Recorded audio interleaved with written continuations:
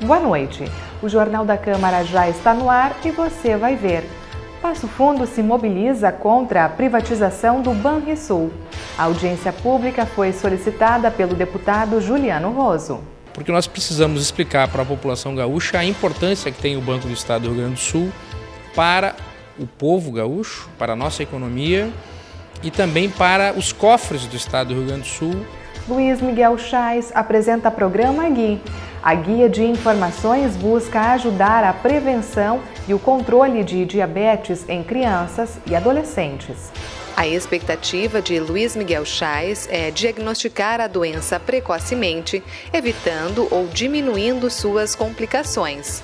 Contra o aumento da tributação aos produtores, Márcio Patucci propõe moção de apoio ao Sindicato Rural. O impacto da cobrança retroativa de 5 anos, que é o que está sendo proposta por essa decisão do STF, isso resultaria para um produtor que tenha a sua produção de 100, 200 hectares, quase que uma safra inteira de pagamento. Presidente da Casa pede suspensão dos processos judiciais de reintegração de posse.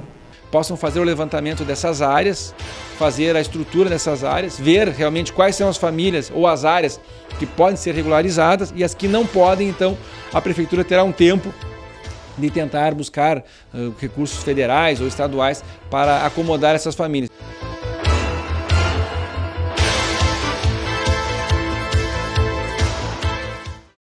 Passo Fundo sediou um debate contra a privatização do Banrisul. A audiência pública aconteceu na Câmara de Vereadores. A Frente Parlamentar em Defesa do Banrisul Público foi criada na Assembleia Legislativa para defender o patrimônio do povo gaúcho. O grupo está promovendo uma série de audiências em todo o estado e Passo Fundo não poderia ficar de fora. O pedido para que a nossa cidade sediasse um dos eventos partiu do deputado estadual Juliano Roso. Nós temos uma frente parlamentar na Assembleia Legislativa, que é presidida pelo meu colega deputado Zé Nunes, que foi o proponente da Frente Parlamentar em Defesa do Banrisul.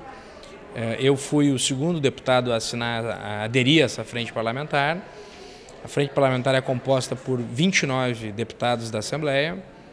Portanto, mais de 50% dos deputados compõem a frente parlamentar e a frente parlamentar está realizando um conjunto de 12 audiências públicas pelo Rio Grande do Sul. Eu solicitei que uma delas fosse na minha cidade, em Passo Fundo, porque nós precisamos explicar para a população gaúcha a importância que tem o Banco do Estado do Rio Grande do Sul para o povo gaúcho, para a nossa economia e também para os cofres do Estado do Rio Grande do Sul, pelo retorno de lucros que ele dá ao governo do Estado, e esse lucro ajuda o Estado a pagar a sua folha de funcionários, ajuda a pagar o brigadiano, ajuda a pagar o professor, o funcionário da saúde, e ajuda o Estado a investir também em estradas e outros investimentos que o Estado tem que honrar e cumprir.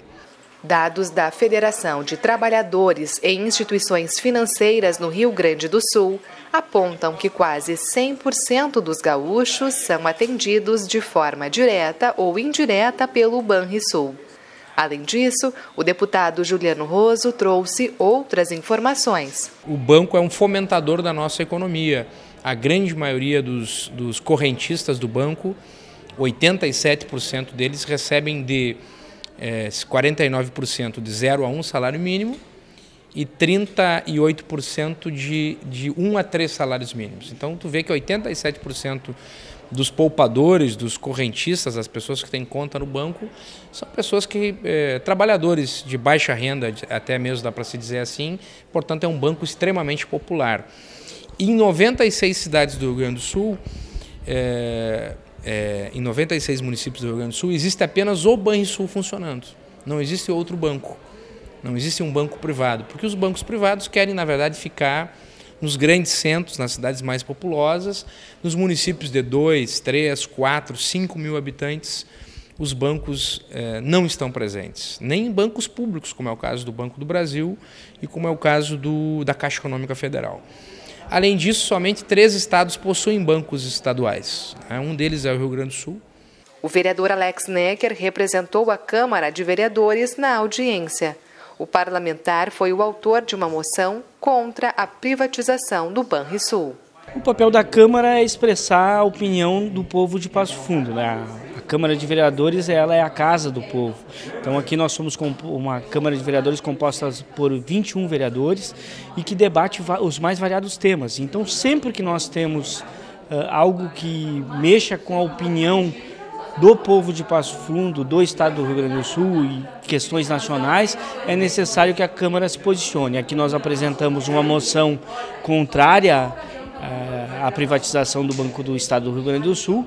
Entendemos que o banco ele tem um papel fundamental para a economia gaúcha, desde daquele que tem menos poder aquisitivo às empresas que buscam linhas e financiamentos através do Banco do Estado do Rio Grande do Sul. Então o papel dele para a economia gaúcha é muito grande. E sem contar tudo que vem por trás disso, né? O emprego de milhares de pessoas, de famílias que dependem dessa instituição que é o nosso banco, que é o nosso Banrisul. A venda do Banrisul poderia até ajudar a um governo, no caso o governador Sartori, a resolver suas contas, por exemplo, mas não vai resolver a economia do Rio Grande do Sul e daqui a pouco tempo nós vamos nos arrepender de ter vendido o banco, porque o banco, na verdade, é uma fonte de retorno financeiro importante para o governo do estado do Rio Grande do Sul. Então, por isso nós estamos, em conjunto com a Assembleia Legislativa, realizando essa audiência pública no dia de hoje, para que possa sair uma opinião aqui do Parlamento, da população de Passo Fundo, a respeito dessa situação, dessa decisão do governo do estado do Rio Grande do Sul de ventilar a possibilidade de privatização do Banrisul. Carlos foi um dos participantes da audiência pública e também defendeu o Banco dos Gaúchos. Ele aposta que o Banrisul seja uma alavanca para melhorar a economia do estado. O estado, neste momento de crise, que não é só do estado, mas também a nível nacional, ele precisa de mecanismos para que a gente dê um salto de qualidade neste momento econômico que nós vivemos no estado. O Banrisul ele já é um indutor desse processo e ele pode contribuir muito mais, ele pode ter uma dinâmica maior, né? E qual é esse processo de dinâmica? O Banrisul pode ampliar o seu crédito que ele passa para o pequeno, para o médio empresário.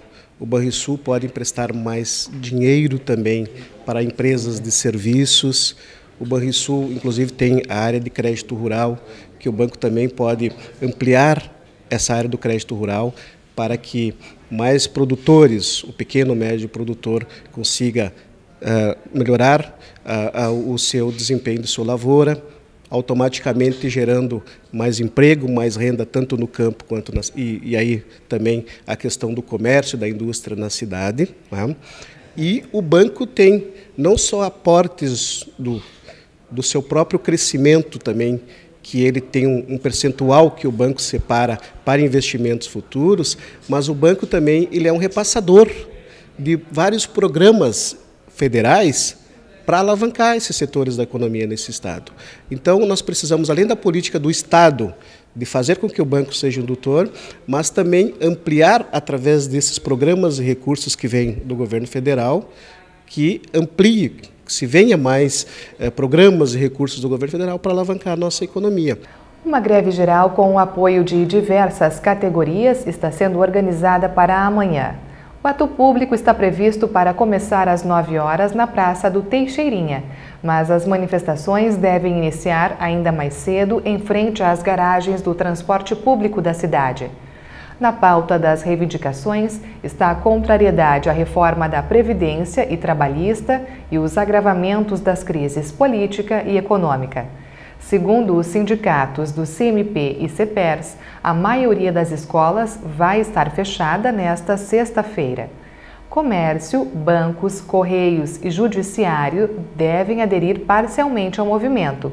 A expectativa é que os ônibus circulem normalmente. E a seguir a gente destaca o conteúdo de algumas proposições que tramitam no Parlamento Municipal.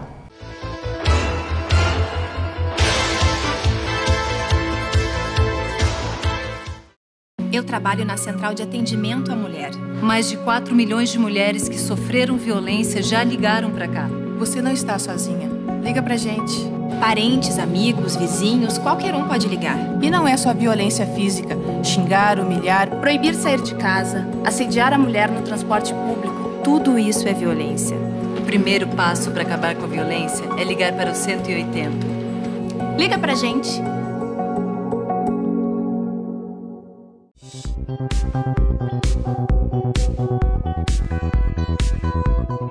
Cuidados com a utilização do gás de cozinha. O GLP ele deve ser armazenado em local ventilado. Então o seu botijão não pode ficar em algum local fechado, sem ventilação. Também devemos ter muito cuidado com a mangueira do gás, para que ela não venha passar por trás dos fornos, para que não aconteça o superaquecimento e até mesmo que venha derreter essa mangueira, ocasionando aí um incêndio. Devemos ter cuidado com a válvula, a validade da válvula, a validade da mangueira, para que possam estar de acordo também com o certificado de validade do Inmetro. E muito cuidado em não instalar o botijão muito próximo a instalações elétricas na sua casa.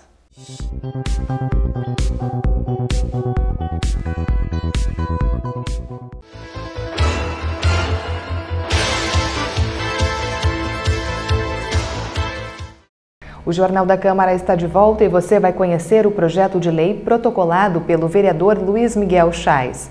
O texto já passou pelas 2 discussões da pauta e agora está em análise nas comissões permanentes do Legislativo.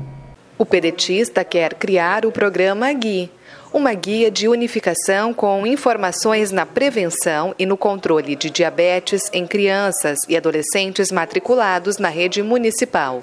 A expectativa de Luiz Miguel Chais é diagnosticar a doença precocemente, evitando ou diminuindo suas complicações. A gente adaptou guia unificado de informações, mas não é homenagem sim o Guilherme, que é um menino que nós conhecemos de 14 anos de idade, morador do bairro São Cristóvão, aonde os seus pais levaram ele para um exame médico e foi detectado um diabetes altíssimo, já, segundo os médicos, já há muito tempo. Então esse nosso projeto, ele tende a fazer dentro das escolas do município de Passo Fundo um controle dessas crianças e adolescentes que tenham diabetes, para que eles tenham um tratamento diferenciado, principalmente no que tange a sua alimentação, onde levarão para casa o que eles podem ou não comer. Na escola, eles também terão que ter um acompanhamento. Na parte física, um acompanhamento diferenciado. E eu acho que muitas crianças e adolescentes têm esse problema e não é detectado. Então, eu acho que nós, tornando lei a nível de município, esse projeto já existe em outros estados. Nós, tornando lei a nível do município de Passo Fundo, eu acho que nós poderemos salvar muitas vidas. É um projeto que tende a 2 secretarias, ou seja, a Secretaria da Saúde do município e também a Secretaria da Educação. São 2 secretarias que nós queremos envolver na aprovação desse projeto, para que nós tenhamos, sem dúvida nenhuma, um controle do diabetes nas crianças e nos adolescentes nas nossas escolas do município. O parlamentar ressaltou ainda que, se o texto for aprovado, diversas atividades serão realizadas no mês de novembro, já que o Dia Mundial de Diabetes é celebrado no dia 14. E é do vereador Márcio Patucci o documento de apoio ao Sindicato Rural aqui de Passo Fundo. Ele é contra o aumento da tributação aos produtores rurais. Numa empresa rural, numa propriedade rural, o proprietário que emprega, né, o seu trabalhador já recolhe o INSS. E há um entendimento agora do STF que o Fundo Rural, que tem o mesmo significado do INSS para a composição de fundos previdenciários, isso seria quase que uma bitributação. Então há, de fato, uma mobilização nacional de Câmara de Vereadores fazendo moções de apoios com o intuito de que isso seja revisto pelo próprio STF ou até mesmo o governo federal, através de uma legislação, de uma medida provisória, possa regulamentar de forma diferenciada. Para vocês terem uma noção, o impacto da cobrança retroativa de 5 anos, que é o que está sendo proposta por essa decisão do STF, isso resultaria para um produtor que tenha a sua produção de 100, 200 hectares, quase que uma safra inteira de pagamento. Então, é muito dinheiro que o governo federal está querendo cobrar, é muito dinheiro que o governo federal quer se apropriar, sem, obviamente, dar o retorno para a sociedade. Então, nós estamos preocupados com isso, porque Passo Fundo é uma região que depende do agronegócio. dos setores produtivos e econômicos do país, o único que foi positivo na balança do produto interno bruto foi o setor do agronegócio. Então nós temos que respeitar aqueles produtores que fazem do dia a dia da produção e que levam comida à mesa de todos os brasileiros com mais seriedade. Enquanto isso, o vereador Saul Spinelli protocolou um texto apoiando a doação de uma área para a Associação Habitacional Tiradentes. A iniciativa vai beneficiar os policiais militares. Esses militares residem, muitos, há 30 anos nessas residências. Residem lá com as suas famílias e não podem fazer reformas nas casas que estão precisando de melhorias por conta que esses imóveis ainda estão em nome do Estado.